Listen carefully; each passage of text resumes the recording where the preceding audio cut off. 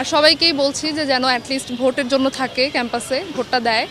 আর আশা করছি যে একটা সুষ্ঠু পরিবেশ পাবো আমরা নির্বাচনের। যে আমি বলবো যে আমার মধ্যে অনেকটা স্ট্রেংথ থাকার পরেই আমি আজ এখানে এত স্ট্রংলি দাঁড়িয়ে আছি, কারণ আমি পূর্বে কখনো সাইবার বুলিংয়ের শিকার হইনি, কিন্তু যখন থেকে আমার প্রার্থিতা প্রকাশ পেয়েছে তখন থেকে আমাকে একটা বিশেষ মহল থেকে খুবই বাজেভাবে সাইবার বুলিং করা হচ্ছে, স্লাট শেমিং করা হচ্ছে, আমাকে শাহবাগী ট্যাগ দেওয়া হচ্ছে। ক্যাম্পাসের ভবনগুলোর ওয়াশরুমগুলো নিয়ে আমাদের দেখা যায় যে ক্যাম্পাসে মেয়েদের ওয়াশরুম খুবই কম, আর যেগুলো আছে সেগুলো খুবই নোংরা পরিবেশে।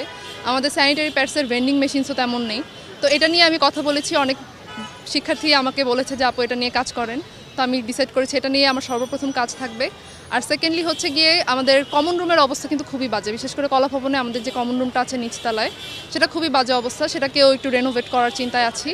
আর একটা হেল্পলাইন খোলার চিন্তায় আছি, যেটা হচ্ছে আমাদের ক্যাম্পাস এরিয়াতে বহিরাগত হোক কিংবা অন্য কোনো শিক্ষার্থী দ্বারা যদি সে হেনস্থার শিকার হয়, সে সেই হেল্পলাইনে ফোন দিলে এটা 24/7 খোলা থাকবে, সে তাৎক্ষণিকভাবে সহযোগিতা পাবে। মানে খুবই দুঃখজনক এই জিনিসটা। আর আমি বলবো যে এই জিনিসটা তো আমাদের নারী শিক্ষার্থীদের ডিসকারেজ করছে, যে তারা পরবর্তীতে আর সামনে এগিয়ে আসবেন আর এই প্রার্থী হিসেবে নির্বাচনে। কিন্তু আমি বলবো যে আপনারা নিজেদের মধ্যে যে স্ট্রেংথটা আছে সেটাকে কাজে লাগান। এই জিনিসগুলোকে আমাদের আসলে ইগনোর করতে হবে, না হলে আমরা কখনোই নারী হিসেবে এগিয়ে যেতে পারবো না।